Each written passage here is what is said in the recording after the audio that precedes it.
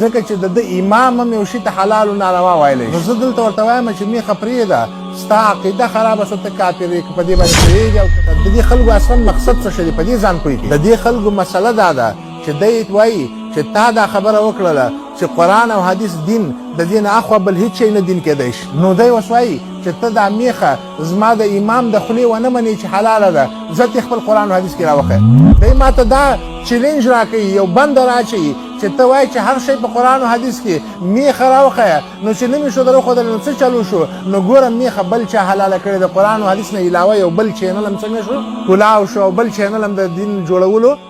ملاو شو دی اصلا کې ما ته خپل امام نه رب راته جوړوي میخې غم ورسره نشته دی میخه غریبه ده دا اوس تا ته څنګه ښکاري نه ته یې ووایه ورکې کړه حلاله دا به چا حلاله کړي د حلالولو حرامول څوک کوي دلته ته لکه چې په اول د درس کې نه وې مونږ وویله چې د حلالولو حرامول دا څوک کوي الله یې کوي په څه شي کې کوي یا په قرآن کې یا په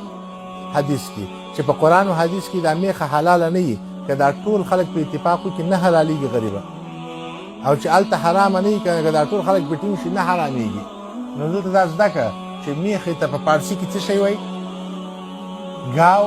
میش ګاو میش غوا میخه غوا میخه نو غوا میخه ده اصلا مونږ ته دا غوا لرې کړې میخه هم پاتې کړې ده نو دا غوا میخه چې ده دا د غوا یو قسم دی لکه هغه یارک دې لیدلی دی هغه غټ یو غویي هغه غټ غټ ویښته چې لري په بدخشان کې چې کوم میلاویږي بفلو چې ورته وایي هغه څه شی وي هغه هم دغه میخې ماډل یا د غوا ماډل دی ځکه په معطا د امام مالک امام مالک رحم الله چې کله د زکات کیسې کوي نو هغه چې کله د غواګانو دغه کوي والجاموس مثل البقرې او داسې په مسند فردوس کې حدیث دی علي رضی الله عنه وایي چې الجاموس تجزي عن 7 میخه چې د څو کسانو نه په اختر کې دغه کېږي د وونه نو دا چې اوس یو سړی نه دی خبره د دې خلکو اصلا مقصد څه شی دی په دې ځان پوهېږي دا میخه غریبې څه دونه غټ شی نه دی دونه مسله نه ده یوه میخه د نه بې خورو که نه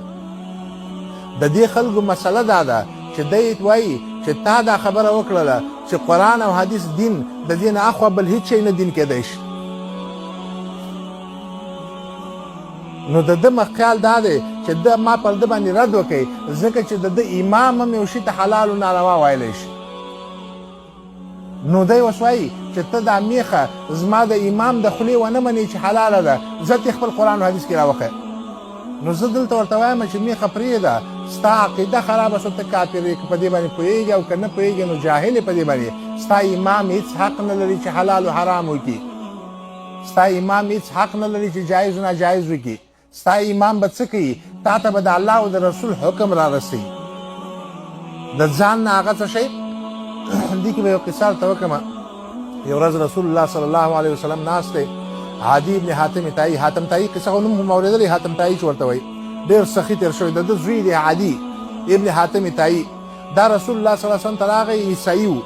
ایمان یې راوړی چې کله کلمه وویله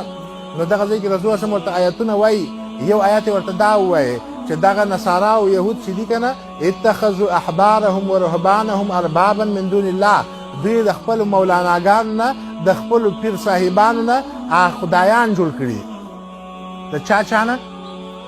د مولاناګانو نه د پیر صاحبانو نه څه شی جوړ کړي دي خدایان جوړ کړي عدي ابن حاتم ورته فورا وویله ول یا رسول الله انا لم نتخذهم الهه مونږ خو د دوی نه الهه نه و جوړ کړي لا لم نجعلهم الهه مونږ خو ته الهه نه دي جوړ کړي زه خپله عیسایي وم ما خو د خپل پیر نه خدای نه و جوړ کړی نو رسول الله صلی الله علیه وسلم ورته وایي ولې اذا قال لك هذا حلال فحللته واذا قال لك هذا حرام فحرمته اولم تكن تحرم ما حرموه وتحلل ما حللوه بل روایت کې راځي ولې چې هغو به ورته وویل چې حرام د تا به منل که نه ولاو چې هغو به ورته ویل حلال د تا به منل که نه ولاو خدای خو همدغه ته وایي دا کار د چا دی د حلال و حرام دا د الله کار دی نو چې مولانا ته حلال و حرام شروع کړله د چا ډیوټي یې لاس کې واخیسته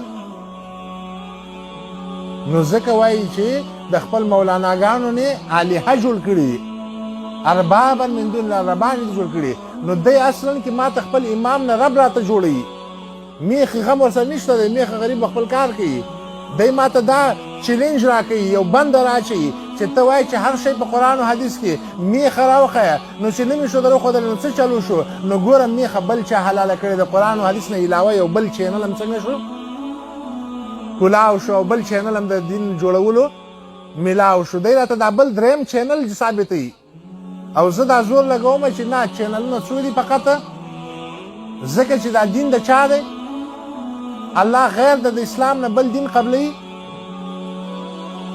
ومن یبتغي غیر الاسلام دینا فلن یقبل منه د اسلام نه علاوه څوک دین غواړي هغه ترې نه قبلېږي هېڅ کله ترې نه قبلېږي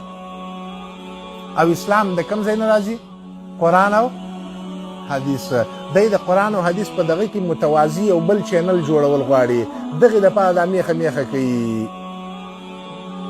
الله دې اجر